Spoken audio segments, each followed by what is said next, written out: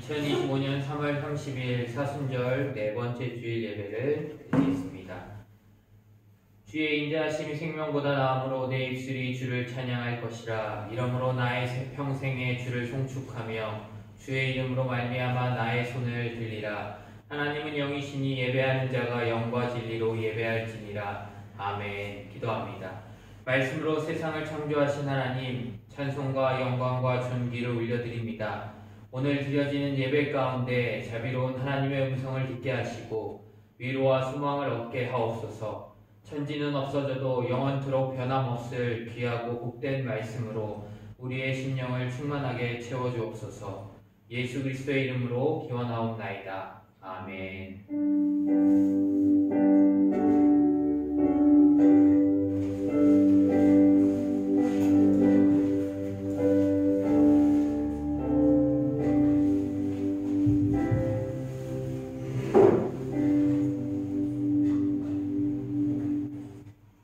다같이 하나님의 사랑이 찬양하시겠습니다.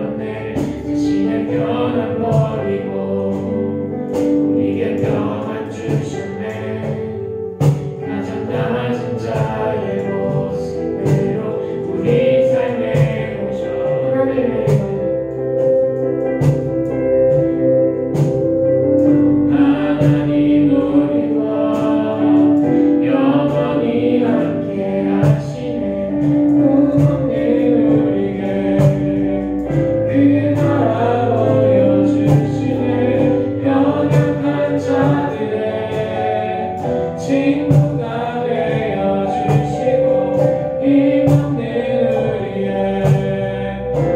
인생을 위로하시네. 하나님 우리와 영원히 함께 하시네. 끝없는 우리의 그 나라 보여주시네.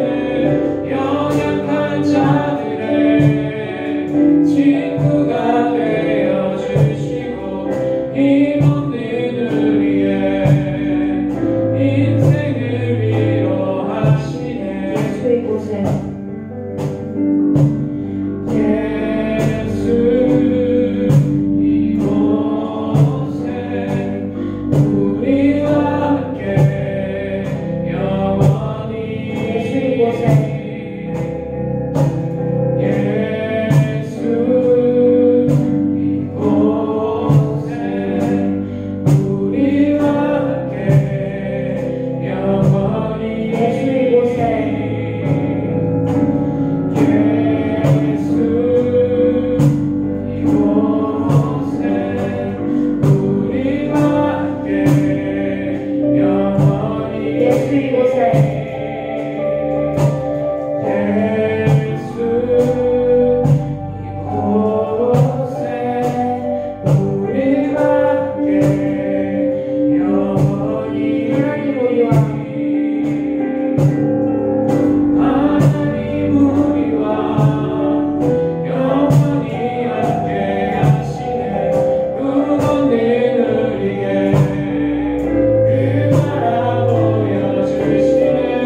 연약한 자들의 친구가 되어주시고 힘없는 우리의 인생을 위로하시네. 예배를 위해 주임 목사님 대표로 기도하시겠습니다. 기도하겠습니다. 사랑의 하나님 아버지 감사합니다. 거룩한 주일을 맞아 주님 전에 나와 예배하게 하시고 또한 이렇게 사순절 기간을 지내는 가운데 주님을 묵상하며 주님의 그 고난을 기억하며 또한 주님의 그 사랑을 느끼며 나아가는 시간 허락하여 주신 너무나도 감사합니다. 주님, 우리가 이렇게 주일에 모여 주님께 예배할 때 이곳에 주님 함께하여 주시고 홀로 영광 받아 주시며 우리가 날마다 살아가는 가운데 주님께 감사하며 살아가는 삶이 되어지게 하나님 도와여 주시옵소서. 이 예배 시간 가운데 주님 함께하여 주시고 오늘 우리에게 주시는 말씀 가운데도 우리가 온전히 주님의 말씀으로 받아 우리의 삶에 순종하며 나아가는 삶이 되어지게 하나님 도와여 주시옵소서. 모든 것 주님께 맡겨드리며 우리를 구원하신 예수 그리스도의 이름으로 간절히 기도합니다. 아멘.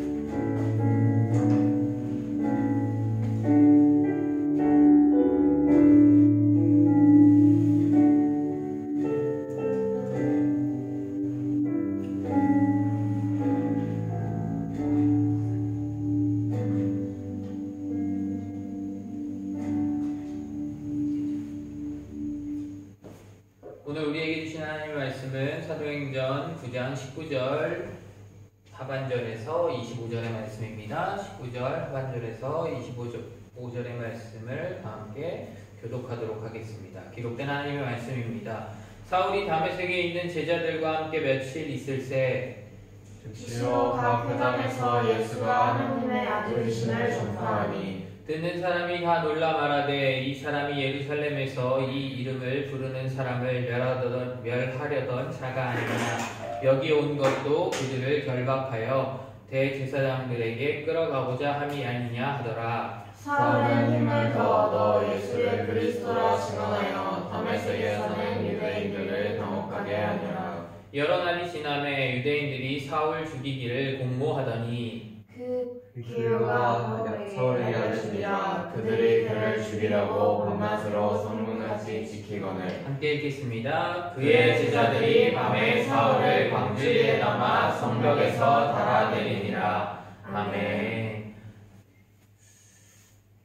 지난주에 사울이 누구를 만났죠? 아나니아를 만나서 보이지 않던 눈이 어떻게 되었죠? 보이게 되었습니다. 네, 아나니아가 안수하고 하였을 때 눈에 있던 비늘이 벗겨졌다라고 했고, 사울이 그로 인하여 세례를 받고 그리고 음식을 먹음으로 강건하여졌다라고 했습니다. 오늘 말씀은 그 다음의 말씀인데, 사울이 강건하여지고 난 이후에 19절 하반절에 사울이 다메섹에 있는 제자들과 함께 며칠 있을세라고 말씀합니다. 이제 눈이 밝아졌고 음식을 먹어서 몸도 강건하여졌습니다. 사울은 건강을 회복한 뒤 다메섹의 제자들과 함께 교제했습니다. 사울이 주님의 은혜를 받고 나니 자기가 박해했던 성도들과 어떤 걸 나눠요? 함께 그들과 교제를 나누게 됩니다. 교제가 뭘까요? 교제 뭐예요? 얘기를 하고 성경을 읽고 그리고요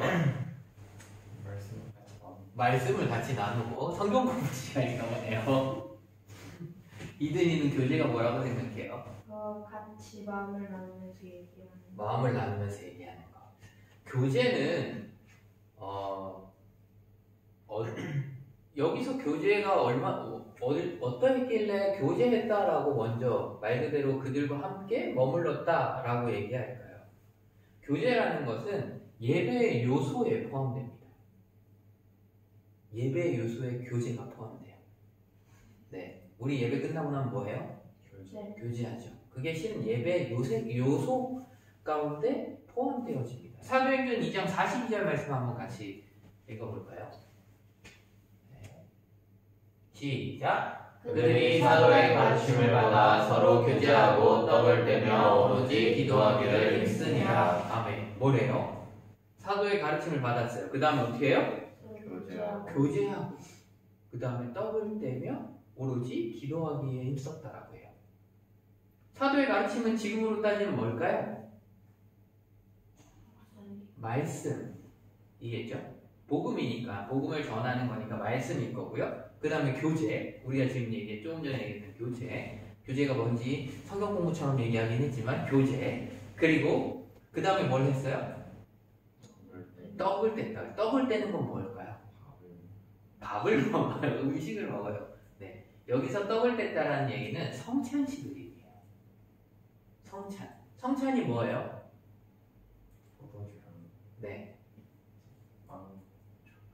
빵 조각. 그걸 하는 의미가 뭘까요? 같이 나눈다라는 의미에 예수님께서 제자들에게 잡혀가시기 전에 성찬식을 했죠. 실은 그러한 성찬식과 세례식을 합쳐서 성례전이라고 하는 것들을 실은 이 떡을 떼며 같이 포함하고, 그리고 오로지 뭐 하기에 있었다고요? 이것이 예배의 요소라고 봅니다. 이게 초대교회의 모습이에요. 그렇다면 교제가 얼마나 중요했는지 우리가 알 수 있죠. 교제가 그냥 예배 끝나고 난 뒤에 그냥 하는 이야기의 그 시간이 아니라 예배의 시간 안에 중요하게 생각했던 하나의 요소였던 겁니다. 교제는요, 바로 주님께서 각자에게 베푸신 은혜를 함께 나누는 시간이에요. 그렇기 때문에 성도의 교제는 매우 중요합니다. 왜요? 각자에게 하나님께서 베풀어 주신 은혜가 같을까요? 아니면 내가 경험한 하나님과 이든이가 경험한 하나님이 같을 수 있을까요? 다를 수 있을 거예요. 그렇기 때문에 이든이의 삶 가운데 역사하신 하나님, 교연이의 삶 가운데 역사하신 하나님, 또 목사님의 삶 가운데 역사하신 하나님이 다르기 때문에 그것을 통해 같이 교제하고 나누는 가운데 서로의 하나님이 이런 분이시구나 라는 것들을 더 알아갈 수 있는 시간들이기도 합니다. 사울이 다메섹에 있는 제자들과 함께 며칠을 있을세라고 했어요. 예수 믿는 자들을 잡아서 죽이려고 했던, 그렇게까지 박해했던 사울이 회개하고 성령 충만을 받고 나서 제일 먼저 한 일이 뭘 했다? 뭘 했어요? 제일 먼저 한 게? 함께 뭐 했어요? 머물렀죠. 바로 교제했다라는 겁니다. 그 제자들이 누구예요? 제자들이 누구예요? 누구하고 머물렀어요? 어떤 제자들을 얘기하는 거예요? 지금 여긴 어디? 다메섹. 다메섹의 제자들이래요. 무슨 제자들일까요? 그리스도의 제자들. 바로 예수님을 믿는 사람들을 얘기하는 거예요. 그 예수님을 믿는 사람들을 잡으려고 누가 온 거예요? 사울이 왔죠. 근데 그 잡으려고 온 사람들과 함께 뭘 했다고요? 교제를 했대요. 그들과 함께 시간을 보냈다는 겁니다. 20절에 즉시로 각 회당에서 예수가 하나님의 아들이심을 전파하니 라고 말씀합니다. 즉시로라는 이 단어의 헬라어 원문의 뜻을 보면 사울의 전도 행위가 기적으로 되었음을 가리킵니다. 그리스도를 그토록 박해했던 사울이 어떻게 갑자기 변하여 즉시로 그리스도를 전파할 수 있게 되었을까요? 이것이 사람의 의지나 힘으로 될 수 없다라는 것을 말하기 위함입니다. 시기적으로 생각해 볼 때 즉시로란 말이 사울이 회개한 후 얼마 동안을 가리키는지는 알 수 없지만 19절에 우리 조금 전에 읽었던 말씀을 보면 사울이 다메섹의 제자들과 며칠 있었고 라고 했죠. 그리고 난 다음에 우리가 다음에 볼 말씀에 보면 21절에 하반 보면 다메섹 사람들이 놀라서 말하기를 여기 온 것도 저희를 결박하여 대제사장에게 끌고 가려 함이 아니냐라고 한 것을 보아 불과 며칠 동안을 의미하는 것을 알 수 있을 것 같아요. 그러니 사울이 회개하고 세례를 받고 그러고 난 후 며칠이 되지 않아 회당으로 나아가서 뭘 했어요? 뭘 전했어요? 예수님을 전했죠. 바로 복음을 전했다는 거예요. 근데 여기서는 즉시로라고 그 단어 자체를 썼다는 거예요. 사울은 주님의 은혜로 구원을 받았음을 확신하고 나니 즉시 회당으로 가서 복음을 전했다고 기록하고 있습니다. 깨달았을 때 즉시 나가서 전도하였다는 것입니다. 만약 노력으로 구원을 받을 수 있다면 노력으로 만약에 구원을 받을 수 있다면 얼마나 걸릴까요? 만약에 받을 수 있다면 얼마나 걸릴까요? 50년. 네. 오랜 시간이 걸리거나 아니면 평생이 모자랄 수도 있을 것 같아요. 그리고 만약에 연구를 통해서 우리가 구원을 받을 수 있다라고 한다면 짧은 시간 안에 그 연구를 마치면 우리가 구원을 받을 수 있을까요? 아니요. 그렇지 못할 거라고 생각이 듭니다. 만약이라는 걸 붙였다는 건 그럴 수 없다라는 거예요. 그러나 구원은 은혜로 받는 것이어서 우리 마음 가운데 누가 오신 거예요? 우리 마음 가운데 누가 오셨어요? 네, 예수 그리스도가 오심으로 우리가 구원을 받게 된 것입니다. 우리가 예수님을 믿었기 때문에 구원을 받았다가 맞아요? 아니면 예수님이 우리 안으로 들어오셔서 우리가 예수님을 믿게 되어서 구원을 받았다. 뭐가 맞을까요? 네, 후자가 맞아요. 네. 전자는 뭐냐면 우리의 노력이라고 말할 수 있는 거예요. 내가 믿었기 때문에 구원을 받았다 라고 말할 수 있지만 구원은 우리의 노력으로 얻어지는 것이 아니라 뭐예요? 전적인 하나님의 은혜입니다. 네. 그러니 우리의 노력과 상관없이 하나님의 은혜로 사울 또한 어떻게 하셨어요? 변화시키신 거예요. 사울은 분명히 예수 그리스도를 믿는 사람들을 잡아 결박하여 네, 대제사장들에게 끌고 가려고 했던 사람이었어요. 근데 그곳으로 다메섹으로 가던 도중에 누굴 만나요? 예수님을 만남으로써 인해서 진짜 예수님이 살아계신 하나님의 아들이라는 것을 알게 된 거죠. 그러니 사울의 노력으로 인해서 예수님이 오신 거예요? 아니죠. 예수님이 오셨기 때문에 사울이 믿게 되었고 구원받을 수 있게 된 겁니다. 그러니 우리가 믿고 있는 이 믿음 또한 주님의 은혜로 우리가 믿을 수 있게 되었다는 것을 우리는 잊지 말아야 합니다. 예수님을 만나 수가성 여인도 예수님께서 그리스도이신 것을 깨닫는 순간 마음 문이 열리고 물동이를 버려둔 채 마을로 뛰어가 전도하기 시작했고요. 안드레 역시 예수님을 만나서 믿게 되므로 자기 형에게 가서 전하기 시작했습니다. 사울 또한 그러했다는 겁니다. 사울은 회당에 가서 자신이 만난 예수님이 하나님의 아들이심, 즉 메시아이심을 전했습니다. 이전에는 예수 믿는 자들을 잡으러 회당에 갔지만 이제는 회당에 가는 목적이 달라졌습니다. 어떻게 달라졌어요? 잡으러 갔어요? 아니면? 네, 바로 예수님이 하나님의 아들이라는 것을 전하러 갔습니다. 하나님의 아들이라는 말은 우리 기독교에 있어서 매우 중요한 말이에요. 신학적으로 말하면 하나님 아버지를 계시하는 하나님, 곧 메시아를 가리키는 말입니다. 예수님은 아버지 하나님과 일체인 하나이시고요. 그리고 사울은 다메섹 도상에서 빛으로 오신 예수님을 만남으로써 예수님께서 하나님의 아들이시요 그리스도이신 사실을 깨닫게 되었습니다. 그뿐 아니라 사울은 아나니아의 역사를 통해서 아나니아를 만남으로 통해서도 주가 곧 누구이신 것을 알았어요? 예수님이시라는 사실을 깨달았습니다. 아나니아가 예수님을 가리켜 주라고 하였어요. 근데 주라고 했던 그 주는 원래 누구를 지칭하는 말이었을까요? 맞아요. 하나님. 주가 무슨 주자예요?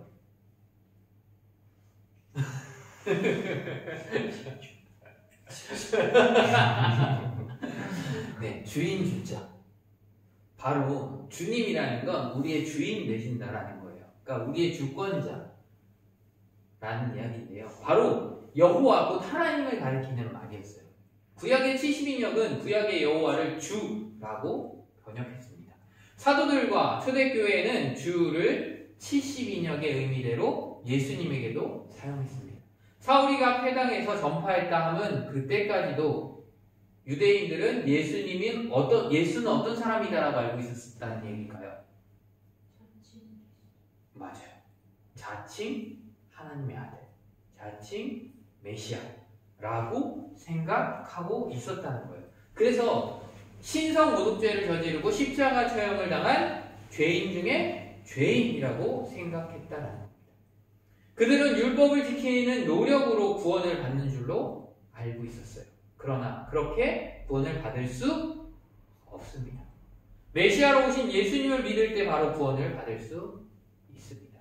21절에 같이 한번 읽어볼까요? 시작! 듣는 사람이 다 놀라 가라되 이 사람이 예루살렘에서 이 이름을 부르는 사람을 멸하려는 자가 아니냐. 여기 온 것도 그들을 결박하여 대제사장들에게 끌어가고자 함이 아니냐 하더라 말씀합니다.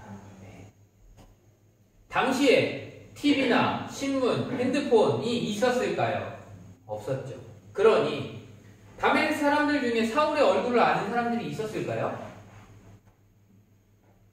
있었을까요? 뭐 있었을 수도 있겠지만 거의 대부분은 몰랐을 거라고 생각이 들어요. 왜냐? 그 당시에 만약에 대제사장이 TV가 있거나 이랬으면 사울을 통해서 유대인들을 잡아들일 것을 공포합니다 라고 해서 뭔가 이렇게 공문을 주고 이렇게 방송을 내보낸다면 그것을 보는 유대인들이 다 알았겠죠. 근데 사울이 누군지를 알아야죠.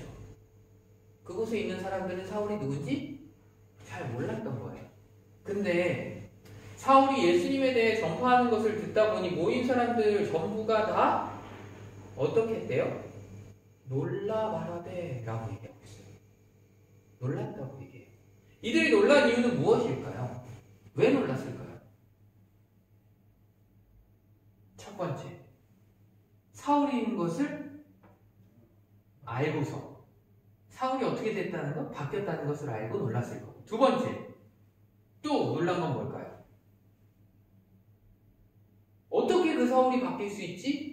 라는 것들에 의해서 놀랐을 것 같아요. 그렇지 않을까요? 사울은 뭘 하려던 사람이었어요? 예수 믿는 사람들을 잡아가려고 온 사람이었어요. 근데 사울의 입에서 지금 뭐가 전해지고 있어요? 예수님이 전해지고 있어요. 그걸 믿는 사람을 잡으려고 온 사람이 예수님을 오히려 전하고 있으니 놀랄 수밖에 없었던 겁니다. 이 사람이 예루살렘에서 이 이름을 부르는 사람을 멸하려던 자가 아니냐 말하는 것은 사울이 이곳에 온 이유를 알고 있다는 얘기죠. 누군가가 분명히 예수 믿는 사람들을 잡아가려고 온다는 것을 알았고 지금 이 말을 하고 있는 사울이 그 사람이라는 것을 알고 있다는 얘기예요. 그렇죠? 그 말을 듣다 보니 이 사람이 사울이구나라는 것을 알았다는 이야기인데 그 소문을 들어서 이미 이렇게 알고 있었던 그 사울이 지금 원래 하려고 했던 일이 아닌 정반대의 일을 하고 있는 것입니다. 사도행전에서 이 말씀을 기록한 이유가 무엇일까요? 왜 기록했을까요? 사울에게 일어난 이 사건, 이게 그냥 일반적인 사건이었을까요? 아니요. 바로 기적으로밖에는 볼 수 없는 그것이기 때문에 개종의 사건은 사울이 믿었던 그 유대교라는 것으로부터 그리스도교로 바뀌는 그 개종의 사건은 기적으로밖에 볼 수 없다는 것 때문에 기록되었다고 볼 수 있습니다. 바로 은혜로 되었음을 알리기 위함입니다. 사울의 노력으로 예수님을 믿은 게 아니라는 거예요. 왜요? 정반대에 있었던 사람이었기 때문에. 사울은 예수 믿는 사람들을 잡아서 가두고 그 사람들이 처형으로 강하기를 원했던 사람이었습니다. 그렇기 때문에 스데반이 돌로 맞아 죽어갈 때에도 마땅하게 여겼다라고 성경은 말씀하고 있습니다. 그 사건이 기적으로 된 것인 것만큼 사울의 주변에는 그 사실을 이해하지 못하고 오히려 조롱하는 사람들도 있었고 혹은 그 사실을 하나님의 능력으로 된 줄로 깨달아 절대적으로 신임했던 사람들도 있었습니다. 그리고 이 이름이라고 얘기하는 이름은 바로 예수님을 말하는 것으로 그때의 화제였던 예수님의 이름, 곧 예수님의 계시를 말하는 것인데 회당에 모였던 사람들은 어떤 사람들이었을까요? 회당에 모이는 사람은 어떤 사람들이에요? 응? 높은 사람? 아니. 회당에 모이는 사람은 누구를 믿는 사람들이에요? 예수님을 믿는 사람들이에요? 네, 하나님을 믿는 사람들, 유대교인들이겠죠. 유대교 회당이었으니까. 스데반도 유대교 회당에 가서 전했죠. 헬라파 유대교 회당에 가서 전했어요. 사울도 똑같이 지금 회당에 가서 전하는 거예요. 왜요? 그곳에 예수님을 아직 알지 못하고 유대교를 믿고 있는 사람들이 모여 있는 곳이기 때문에 그곳에 가서 예수님을 전했다는 거예요. 그러니 회당에 모인 사람들이 사울을 보고 이렇게 말한 거예요. 이 사람 예루살렘에서 예수 믿는 사람들을 멸하러 온 자가 아니냐? 라고 얘기한 거예요. 근데 왜 와서 예수를 우리한테 전하고 있는 거지? 라고 얘기하는 거예요. 그 다음에 여기에 온 것은 저희를 결박하여 대제사장에게로 끌어가고자 함이 아니냐? 라고 한 것도 바로 왜 우리한테 와서 그리스도를 전하지? 라는 그 의문 가운데 하고 있는 유대인들의 말이라는 겁니다. 사울이 생명의 말씀을 전하는데도 사울의 과거의 행실을 생각하니 그것을 이 유대인들이 믿을 수 있어요? 못 믿었던 겁니다. 그리고 유대인 또한 자기네들 편이라고 생각했던 이 사람이 오히려 반대쪽에 있는 예수님을 전하고 있으니 황당할 수밖에 없었던 상황입니다. 22절에 사울은 힘을 더 얻어 예수를 그리스도라 증언하여 다메섹에 사는 유대인들을 당혹하게 함이라 라고 말씀합니다. 오히려 이런 말을 유대인들이 했을 때 사울은 위축되거나 어떻게 보면 내가 이런 말을 하면 안 되나? 라는 생각이 들 수도 있었을 것 같은데 오히려 뭐래요? 뭘 얻었어요? 힘을 얻었다라고 얘기합니다. 이 말씀은 사울이 육체적으로 힘을 더 얻었다는 말씀이 아니라 영적으로, 즉 성령의 능력을 더 얻었다라는 말씀입니다. 성령님께서 더 크게 역사하셨다라는 것입니다. 그 다음에 예수를 그리스도라 증언하여 라고 말씀합니다. 여기에 증언이라는 말은 증언이 뭐예요? 읽으면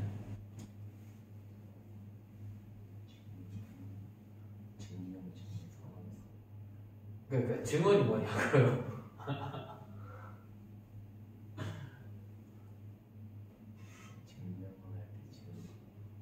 증명을 할 때. 증거 서원을 할 때. 그래서 합치면 증명. 증명. 이는 증언이 뭐예요?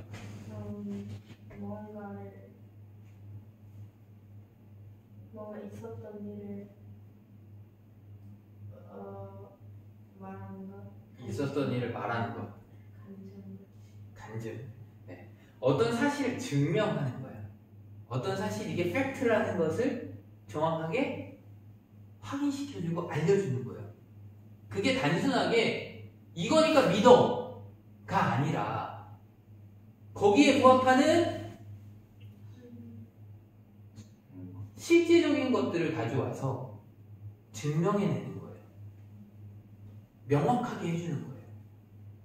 바로 그리고 또 증인으로서 사실을 진술하는 것도 있어요. 내가 본 것을 이야기하는 것도 증언이라고 할 수 있습니다.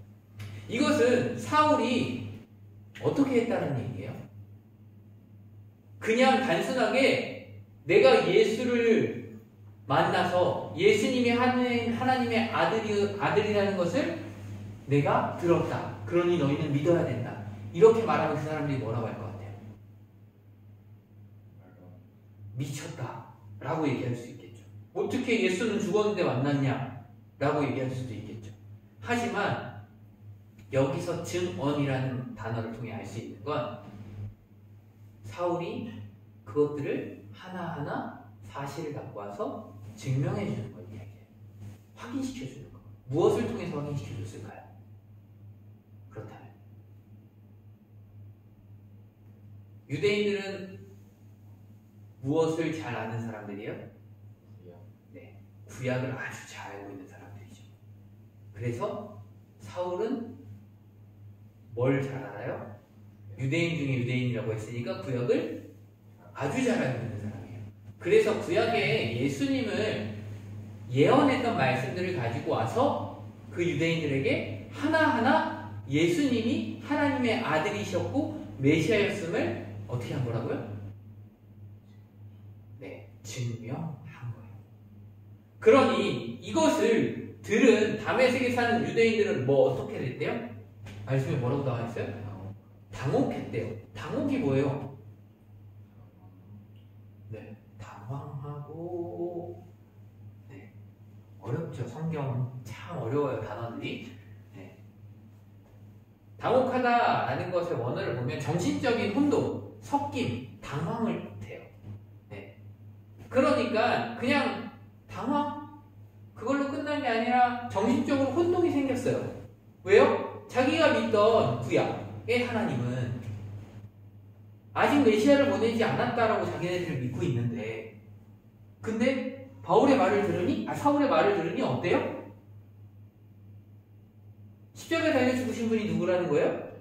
예수님, 바로 메시아라는 게 증명되어지는 것을 자기네들이 듣다 보니까 혼란이 생긴 거예요. 혼돈이 생기고, 진짜인가? 그럼 내가 그 메시아를 주였나? 라는 생각까지도 할 수 있게 된다는 거. 사울의 증언은 그 말을 들은 유대인들을 놀라게 하였을 뿐만 아니라 작을 주어 혼돈과 불안 속으로 몰아넣었습니다. 많은 유대인들이 당황하여 정신을 잃을 정도였다는 뜻인데요. 당연히 성령께서 강권적으로 역사하셔서 유대인들을 당혹하게 하는 것도 맞습니다. 복음이 전해질 때는 성령님께서 반드시 역사하심을 믿어야 합니다. 이렇게 전할 수 있었던 것도 바로 사울에게 더 큰 힘을 허락하셔서 전할 수 있게, 그렇게 증명할 수 있게끔 성령님이 하셨기 때문이라. 23절에 여러 날이 지나며 유대인들이 사울 죽이기를 공모하더니 말씀합니다. 사울이 예수님을 그리스도라고 증언하니 유대인들이 당혹했다라고 했어요. 근데 사울이 계속해서 다메섹에 있는 유대인들에게 복음을 전하고 그로 인해 그리스도를 믿는 사람들이 어떻게 됐을까요? 그리스도를 믿는 사람들이 늘어났겠죠. 네. 왜요? 성령님이 역사하셨으니까. 그러다 보니까 유대교는 어떻게 해요? 반대로? 유대교는 반대로 자신들이 잘못했다는 것들을 알게 되잖아요. 그리고 유대교에서 계속 그리스도교로 개종되어 가는 사람들이 사람들이 많아진다. 그러면서 위축되어집니다. 그러니 유대인들이 사울을 죽이고자 합니다. 사울 죽이기를 공모하더니라는 이 말씀을 보면 사울이 계속해서 다메섹에 머물면서 복음을 전하니 복음을 반대하는 유대인들로부터 핍박을 받았고 급기야 이들이 사울을 죽이기로 뭘 했다고요? 공모는 뭘까요?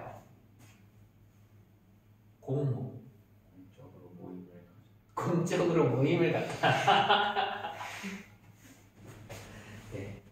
두 사람 이상이 모여 좋지 않은 일을 꾀한다라고 해서 공모, 같이 모의를 하는 거예요. 그러니까 말 그대로 사울을 죽이고자 두 사람 이상이 모여서 이야기를 했다는 겁니다.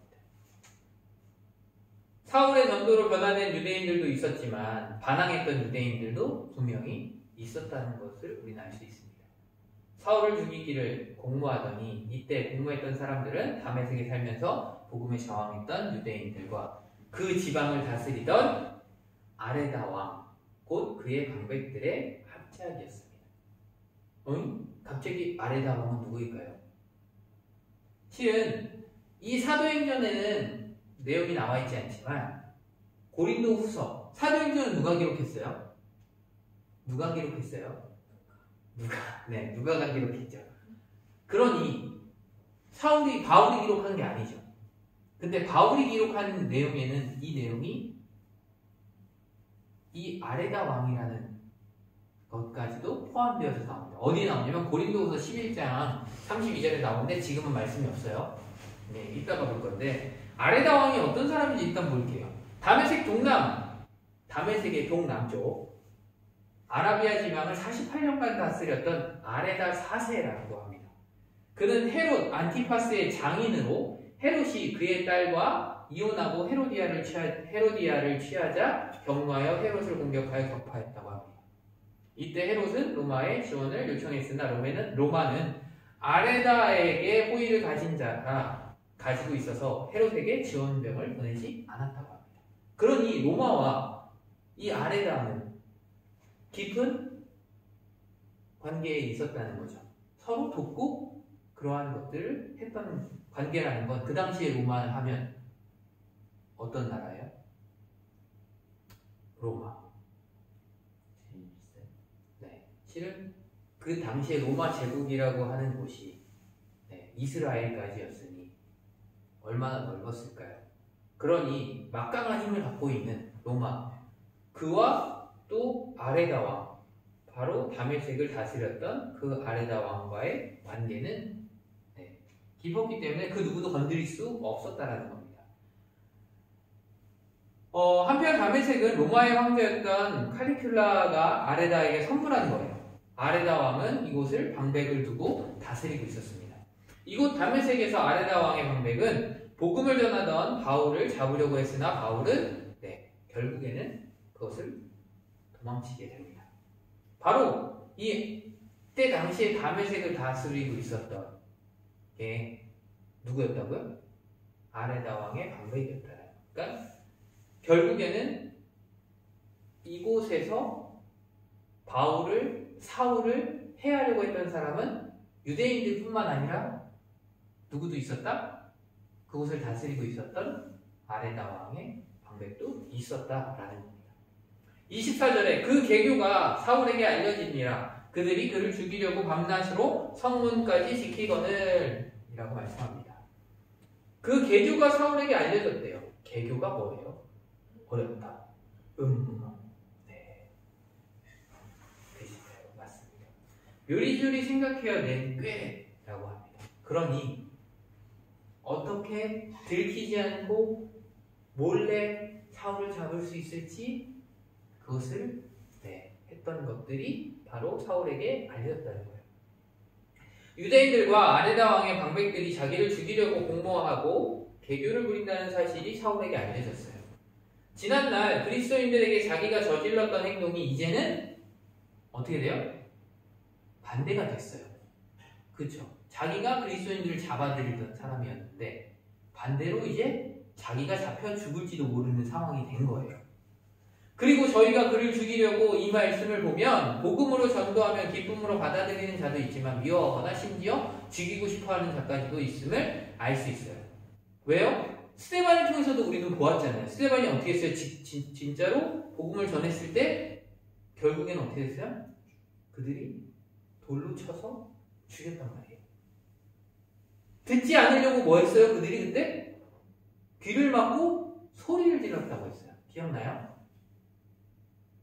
기억이 안 나요? 아, 네. 그러니 똑같은 말씀을 들었다고 해서 다 똑같은 반응이 나타난다는 게 아니에요.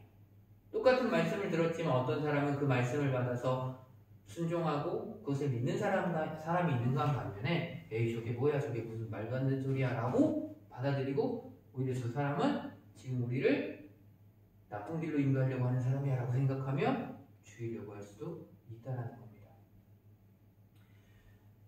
따라서 예수를 믿는다는 그 이유 하나만으로 미움을 받고 핍박을 받는다면 근심한 일일까요?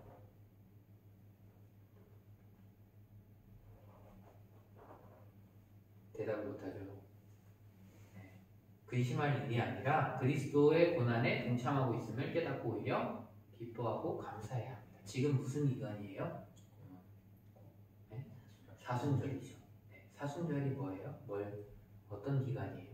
예수님이 이 땅에 오셔서 십자가 달려 죽으시기까지 고난당하신 그 부분들을 우리가 묵상하고 그것들을 기억하고 하는 시간입니다.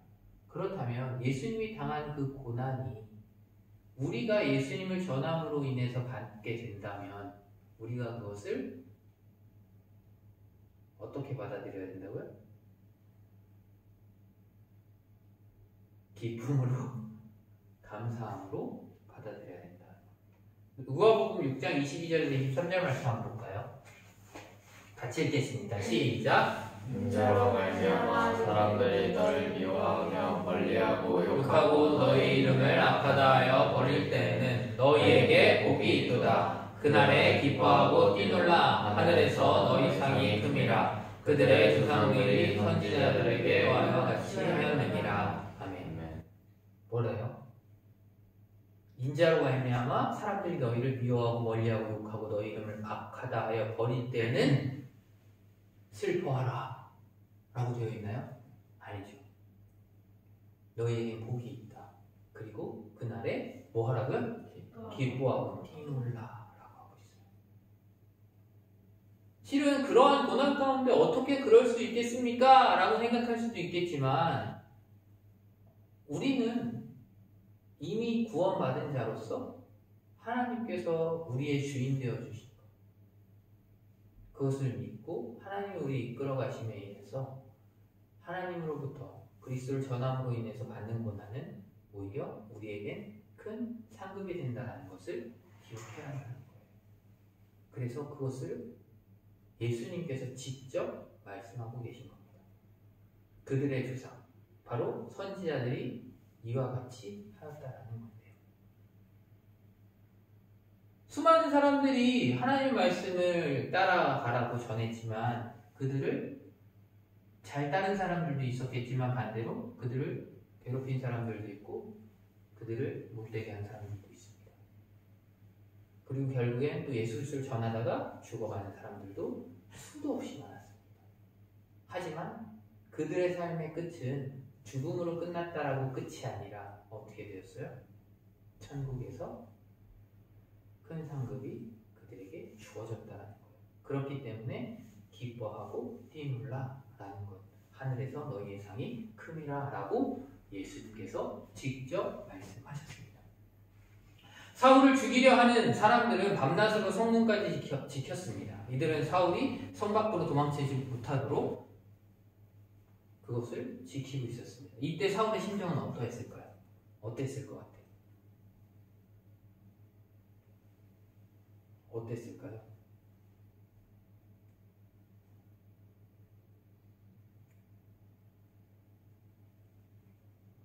하나님의 놀라우신 기적과 능력을 체험하면서 주님을 영접했어요. 주님이 그리스도에 대한 이심을 믿게 되었어요. 그래서 그분을 전하기 시작했어요. 그러니 이제는 사람들에게 오히려 좋은 이야기를 듣고 환영을 받아야 하고 좋은 일들만 가득하고 또 하는 일마다 주님께서 역사해 주실 줄로만 생각했을 수도 있습니다. 하지만 그런 부분도 있었지만 한편으로는 또 정반대의 상황도 생긴 거예요. 자기를 죽이려고 밤낮으로 성문까지 지키고 있으니 얼마나 마음이 불안하고 혼란스러웠을까요? 이런 경우, 즉 아무리 놀라운 은혜를 체험했다 하더라도 자기의 생각과 반대되는 좋지 못한 일들이 많이 생길 경우에 대부분의 사람들은 어떻게 될까요? 어떻게 될까요? 슬퍼져요. 걱정, 의심, 믿음을 버리는 사람들도 생겨납니다. 진짜 하나님이 살아계시다면 어떻게? 라는 말을 하는 사람들도 있게 돼요. 하지만 사울은 그러지 않았습니다. 25절에 그의 제자들의 밤에 사울을 광주리에 담아 성벽에 달아내리니라 라고 말씀합니다. 19절부터 사울이 다메섹에 있는 제자들과 함께 며칠 있을세라고 했고, 거기에서 보면 다메섹에 있는 제자들과 며칠 있었다고 했죠. 이 제자들은 이미 예수님을 믿어서 주님의 제자가 된 사람들을 말합니다. 그리고 지금 우리가 읽었던 25절에 그의 제자들이라고 하는 제자들은 누굴까요?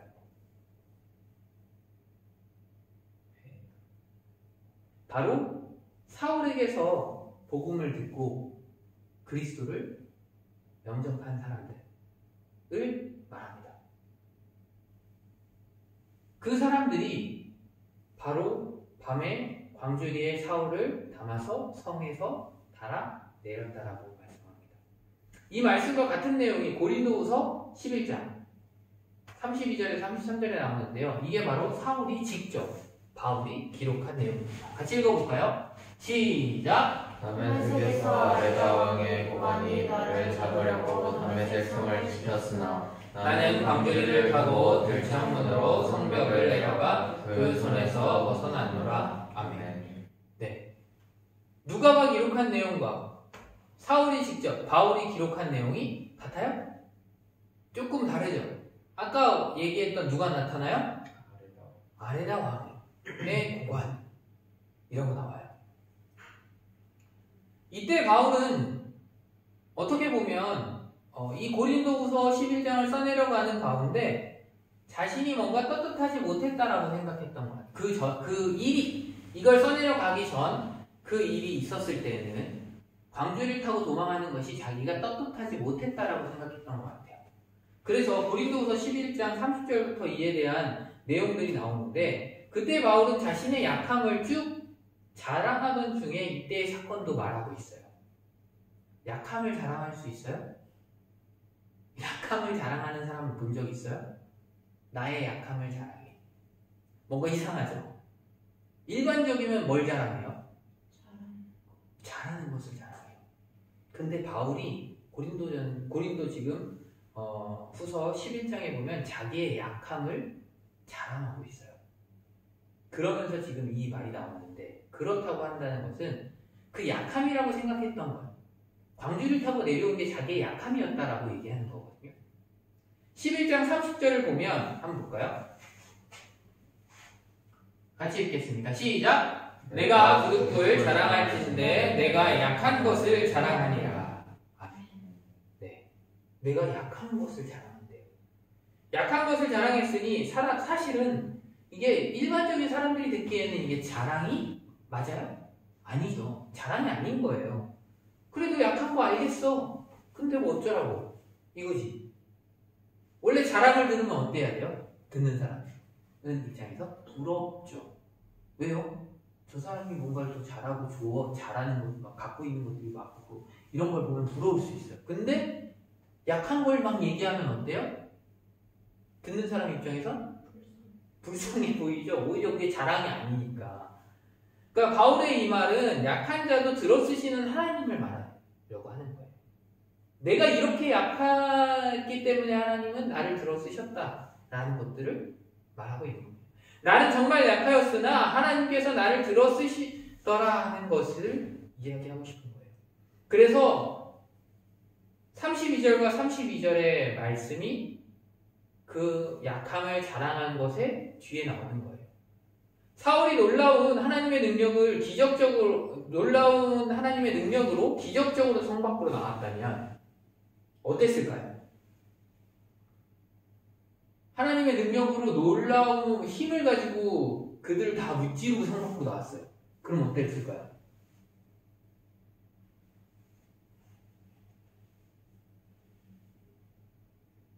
당당했겠죠.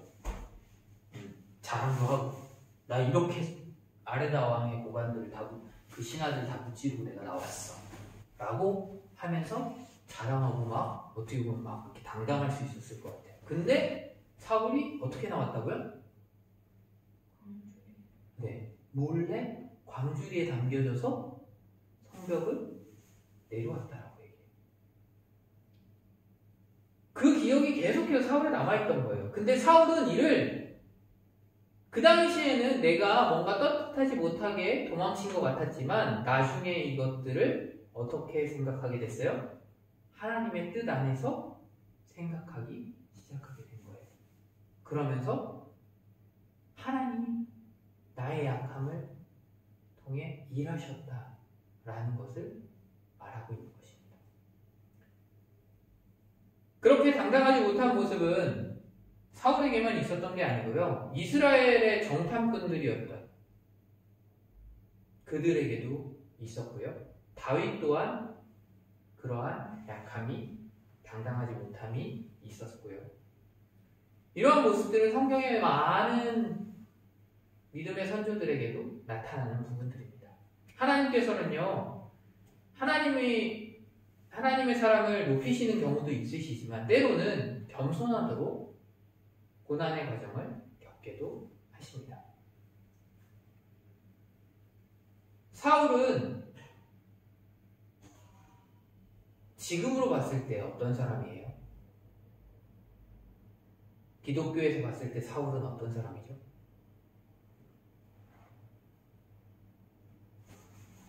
이게 뭐야? 어떤 사람이에요? 이게 뭐야 이게?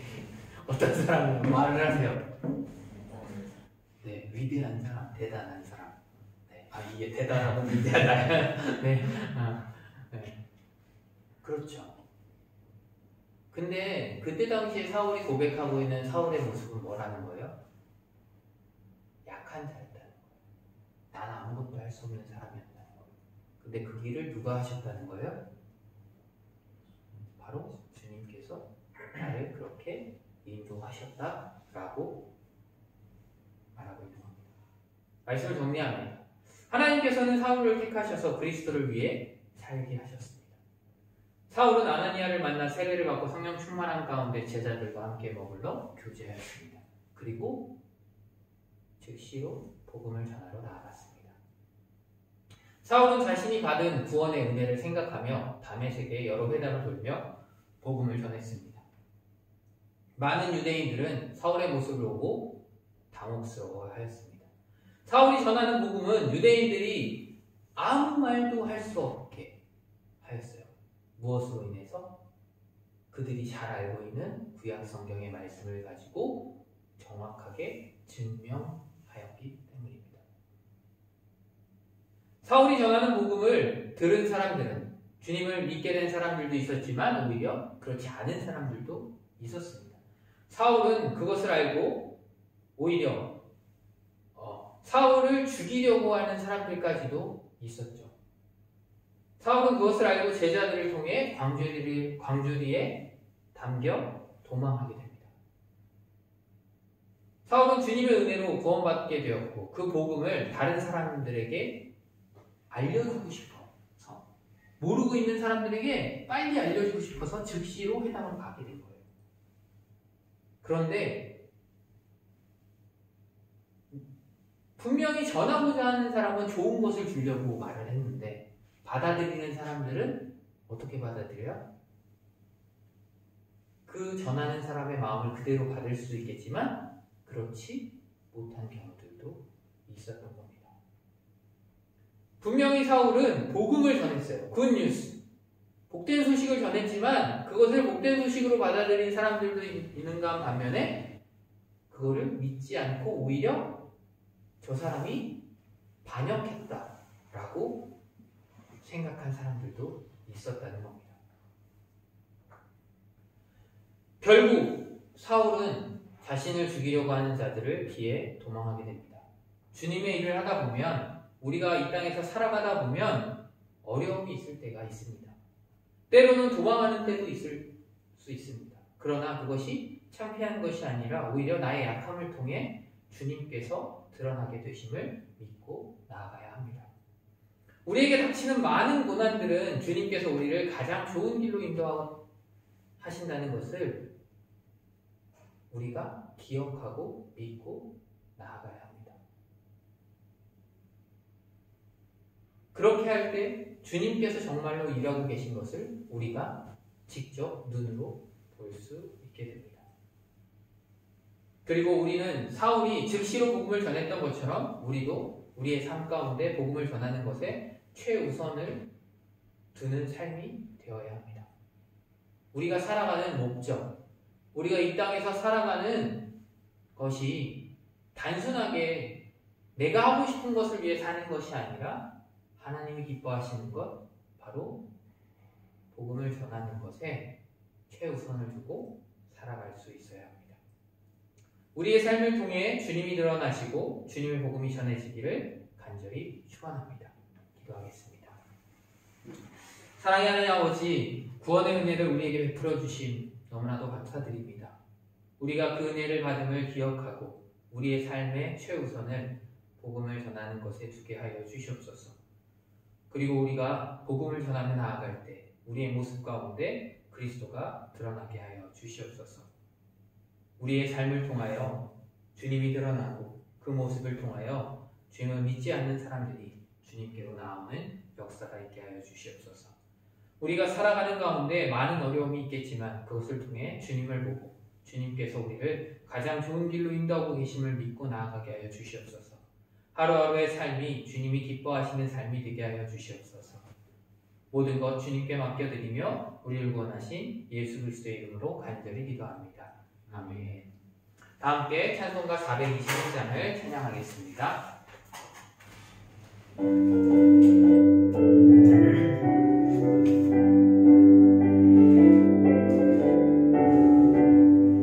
내가 예수 믿고서 죄 사함 받아 나의 모든 것 다 면했네. 지금 내가 가는 길 천국 길이요 주의 피로 내 죄가 씻겼네. 나의 모든 것 변하고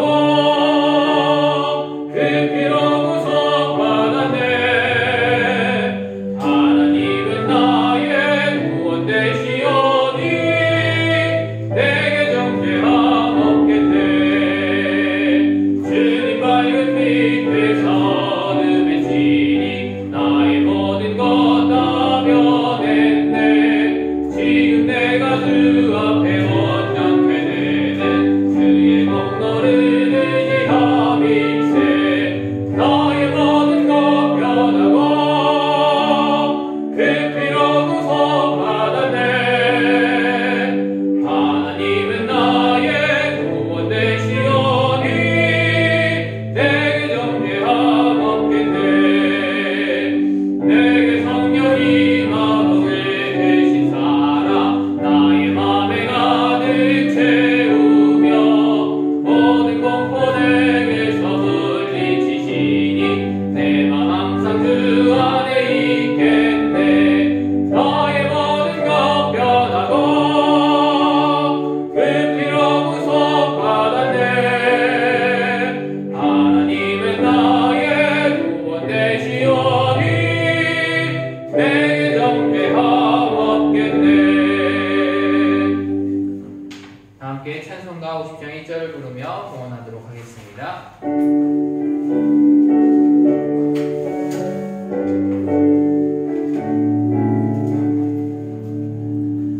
내게 있는 모든 것을 다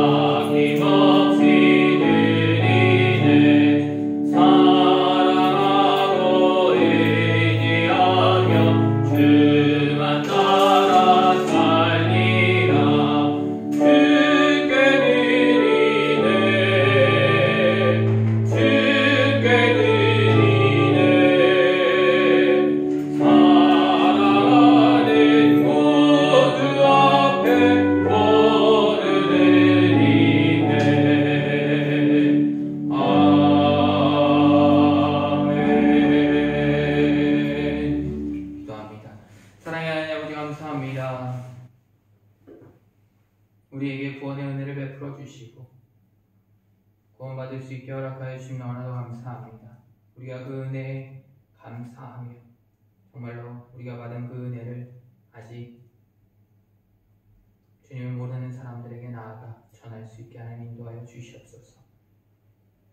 이 땅 가운데 주님을 모르는 사람들, 주님을 잊어버린 사람들에게 나아가 주님을 다시금 알리고 그들이 다시금 주님께로 나오는 역사가 있게 하나님 인도하여 주시옵소서. 이 슬로베니아 땅 가운데 주님 함께하여 주시고 이곳 가운데 계획하신 가운데 주님의 일하심을 우리가 눈으로 보고 그곳에 동참되어 감사하며 나아가는 삶이 되어지게 하나님 인도하여 주시옵소서.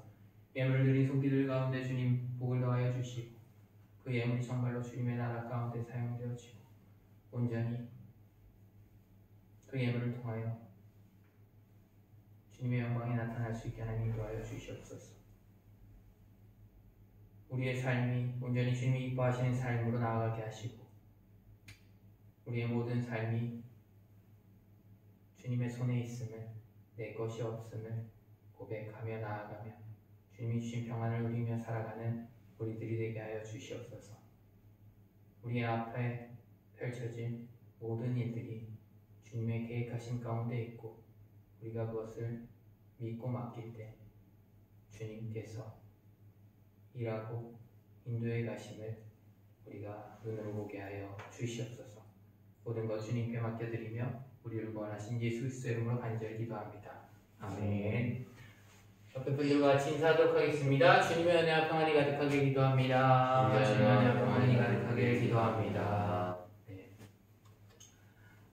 이제 사순절 기간 계속 지내고 있는데요. 사순절 기간 동안 정말로 예수님의 그 고난에 동참하는 한 가지 뭔가 그것들을 기억하고 묵상하는 것으로 끝나는 게 아니라 그것들에 있어서 내가 동참할 수 있는 것이 무엇인지 한번 생각해보고 그것들을 한번 우리의 삶에 적용시켜보는 시간들이 되었으면 좋겠습니다. 축도하고 예배를 마치도록 하겠습니다. 이제는 우리 주 예수 그리스도의 은혜와 하나님 아버지의 놀라우신 사랑과 성령님의 교통하시고 역사하심이 은혜로 구원받았음을 알고 그 구원의 은혜를 잊지 않는 사람들에게 전하며 나아가는 삶을 이루어가기를 다짐하고 결단하는 성도들 가운데 저들의 삶 속에 가정 속에 자녀들과 교회에 그리고 이 슬로베니아 땅에 이제로부터 영원토록 함께 하시기를 간절히 축원하옵나이다.